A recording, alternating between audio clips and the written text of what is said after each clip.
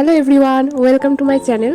তো আজকে তোমাদের সাথে একটা রান্নার রেসিপি শেয়ার করব। তো চলো রেসিপিটা দেখে নিই। তো রেসিপিটা বানানোর জন্য আমার মা প্রথমে ভেন্ডি আর আলু সরু সরু করে কেটে নেয়, আর আলুটা নুন আর হলুদ মাখানো রয়েছে। আর এদিকে আমার মা পাটাতে মশলা বেটে নেবে। আর মশলাটা কি কি বাটা হচ্ছে সেটা চলো দেখে নিই। প্রথমে 2 চামচ পোস্ত, তারপরে 1 চামচ সর্ষে, একটু নুন, হলুদ আর কয়েকটা কাঁচা লঙ্কা একসাথে বেটে নেওয়া হচ্ছে।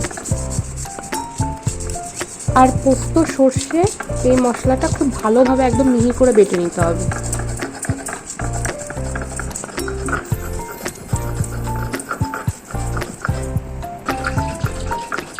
তো দেখো মশলা বাটা তো কমপ্লিট। তো এবার কড়াইতে তেলটা দিয়ে তেল গরম হয়ে গেলে একটুখানি কালো জিরে ফোড়ন দিয়ে দিতে হবে।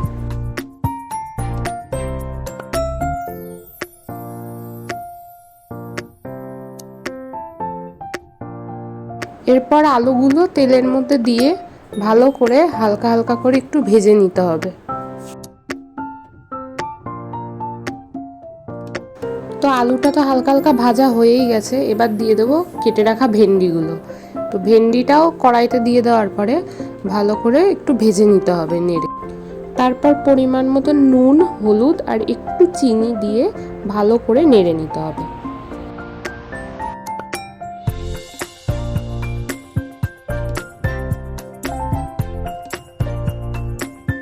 তো ভেন্ডি আর আলুটা তো হালকা হালকা ভাজা হয়ে গেছে, তো এবার দিয়ে দেবো বেটে রাখা মশলাটা।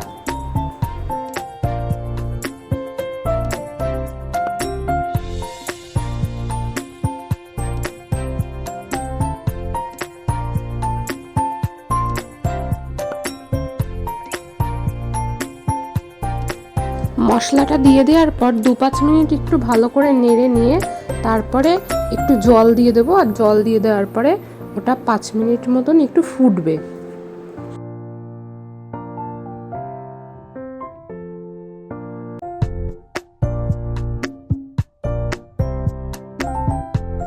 তো দেখো আমি ঢাকনা তুলে নিয়েছি, আর এখন এটা অনেকটাই ফুটে গেছে আর এটা একটু মাখা মাখা হবে।